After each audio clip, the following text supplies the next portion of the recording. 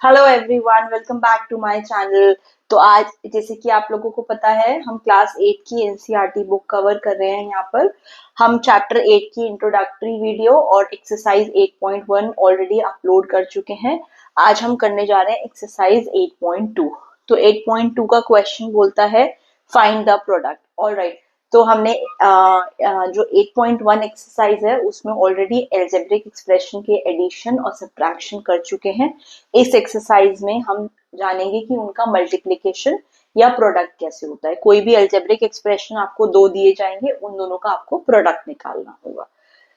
तो first question यही कहता है find the product of the below given algebraic expressions. तो ये हमें एक्सप्रेशन दे रखे हैं, हमें ये मोनोमियल दे रखे हैं। एक्चुअली मोनोमियल क्या होता है? जिसमें सिंगल टर्म होता है। तो ये भी एक मोनोमियल है और 7p भी एक मोनोमियल है। तो ये दो मोनोमियल है, इन दोनों का हमें प्रोडक्ट निकालना है। ओके, तो हम स्टार्ट करते हैं कि किस तरह से करेंगे। सबसे पहले हमें निकालना है, अगर यहाँ पर देखें तो 4 multiply by 7p। So this is what we have to calculate. अब यहाँ पे क्या करेंगे, पहले हम कांस्टेंट कांस्टेंट को एक साथ ले लेते हैं मल्टीप्लाई करने के लिए। जैसे 4 यहाँ पर कांस्टेंट है और दूसरे टर्म में हमारा 7 कांस्टेंट है। तो इन दोनों को हम साथ में ले लेते हैं, 4 multiply bye 7।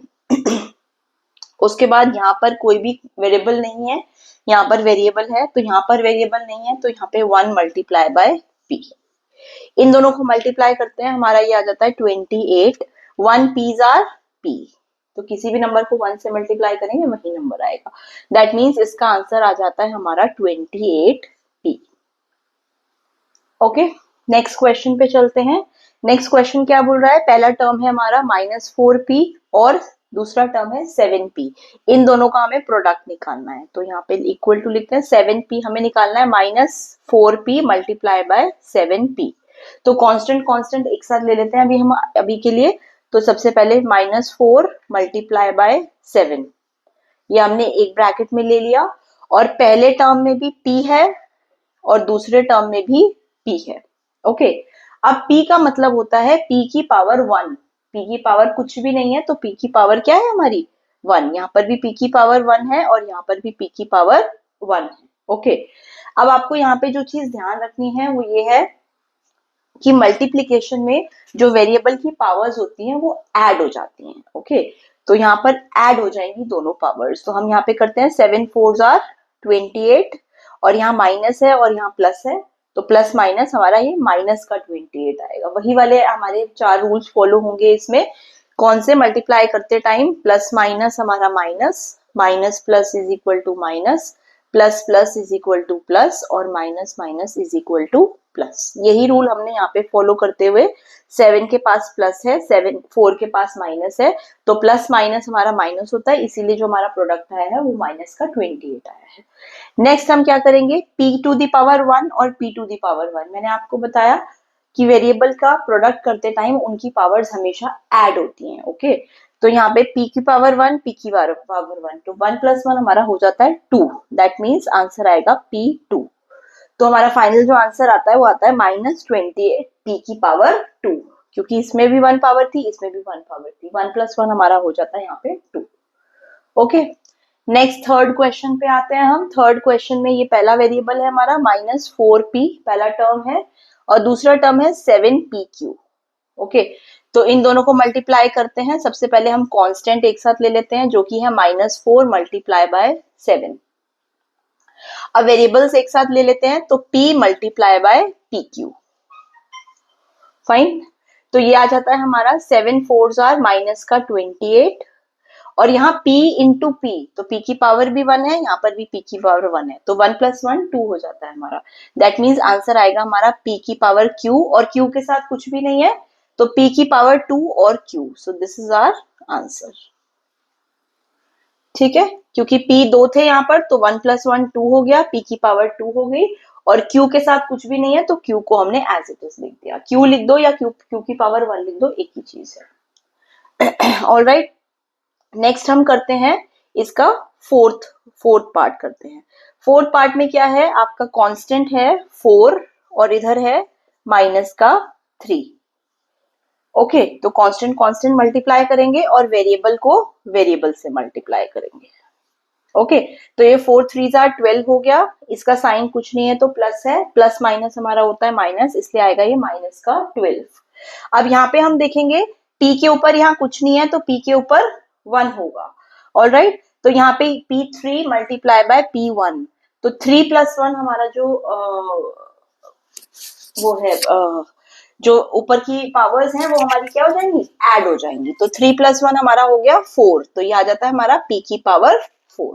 So that's our answer, क्योंकि 3 प्लस 1 हमारा 4 होता है और प्रोडक्ट के टाइम पे जो पावर्स होती है वो प्लस हो जाती है। ऑलराइट, नेक्स्ट हमारा फिफ्थ जो पार्ट है हमारा वो बोलता है 4p मल्टीप्लाई बाय 0। तो ये 0 ही होगा क्योंकि anything multiplied by 0 is always 0। अगर आप कोई भी नंबर लेते हैं, किसी भी नंबर को आप 0 से मल्टीप्लाई करते हैं तो 0 ही आता है। दैट मीन्स अगर मैं 2 को 0 से मल्टीप्लाई करती हूँ तो भी 0 ही आता है, या फिर कोई भी कितना भी बड़ा नंबर हो, अगर 732 ये नंबर है, इसको मैं 0 से मल्टीप्लाई करूंगी तो प्रोडक्ट मेरा 0 ही आएगा। So anything multiply by 0 the answer is 0। तो इसीलिए जो फिफ्थ वाला पार्ट है इसका आंसर हमारा आएगा 0। कुछ भी यहाँ पे एक्सप्रेशन हो, अगर उसको 0 से मल्टीप्लाई करेंगे तो वो 0 ही आएगा। ऑलराइट, तो यहाँ पे हमारा क्वेश्चन फर्स्ट कंप्लीट हो जाता है, एक्सरसाइज 8.2 का क्वेश्चन नंबर 1। नेक्स्ट हम चलते हैं क्वेश्चन नंबर 2 की तरफ। क्वेश्चन बोलता है find the area of rectangle, जिसमें कि हमारे ये जो टर्म्स दिए हुए हैं, मोनोमियल्स दिए हुए हैं, ये एक लेंथ है और एक ब्रेथ है। ओके, तो इस एक ऐसे हमें रेक्टेंगल का एरिया निकालना है जिसकी लेंथ ये है और ब्रेथ ये है। ओके, ऑलरेडी हम यहाँ पे जानते हैं, अगर एक रेक्टेंगल दे रखा है हमें, ओके, ये रेक्टेंगल की लेंथ है और ये ब्रेथ है, तो एरिया ऑफ रेक्टेंगल का फॉर्मूला होता है L मल्टीप्लाई बाय बी, मतलब लेंथ मल्टीप्लाई बाय ब्रेथ। तो मैं यहाँ पे लिख देती हूँ area of this rectangle is equal to L multiply by B. और जो भी यूनिट दे रखी होती है उसका स्क्वायर यूनिट आता है यहाँ पर। ऑलराइट, तो अब यहाँ पे हम देखेंगे ये हमारी L दे रखी है और ये हमारी ब्रेथ दे रखी है। This is the length of the rectangle and this is the breadth. अगर यहाँ पे हम लें तो ये लेंथ हमारी है 20x स्क्वायर और ब्रेथ जो हमारी दे रखी है वो 5y स्क्वायर दे रखी है। ओके, तो हम क्या करेंगे, एरिया ऑफ रेक्टेंगल निकालने के लिए लेंथ को ब्रेथ से मल्टीप्लाई करेंगे। तो यहाँ पर हम लिखते हैं area of rectangle is equal to L multiply by B। तो L हमारा दे रखा है 20x स्क्वायर और ब्रेथ दे रखी है हमारी 5y स्क्वायर। इन दोनों को मल्टीप्लाई करने का वही तरीका है, सबसे पहले हम कॉन्स्टेंट्स को मल्टीप्लाई कर देते हैं, एक ब्रैकेट में 20 मल्टीप्लाई बाय 5, उसके बाद दूसरे ब्रैकेट में हम वेरिएबल्स को मल्टीप्लाई कर देते हैं, x square multiply by y square. तो ये हमारा आंसर आ जाता है 20 मल्टीप्लाई बाय 5 इज 100 और ये हो जाता है x square y square, which is our answer. इसको हम लिखेंगे, आंसर जो हम लिखेंगे वो स्क्वायर यूनिट में लिखेंगे। कोई भी यूनिट हो सकती है आपकी, जैसे आपकी सेंटीमीटर हो सकती है, मीटर हो सकती है, गिवन नहीं है तो हमने यहाँ पे यूनिट वर्ड लिख दिया है square unit. So that's our answer. Okay, ये हमारा थर्ड पार्ट है, क्वेश्चन नंबर 2 का थर्ड पार्ट है। नेक्स्ट हम क्वेश्चन नंबर 2 का फिफ्थ पार्ट सॉल्व करने जा रहे हैं। इसमें ये हमारी लेंथ दे रखी है और ये ब्रेथ दे रखी है। ओके, तो वही होगा हमारा area of rectangle is equal to L multiply by B, length multiply by breadth. Length हमारी दे रखी है 3 mm मल्टीप्लाई बाय ब्रेथ दे रखी है 4 NP।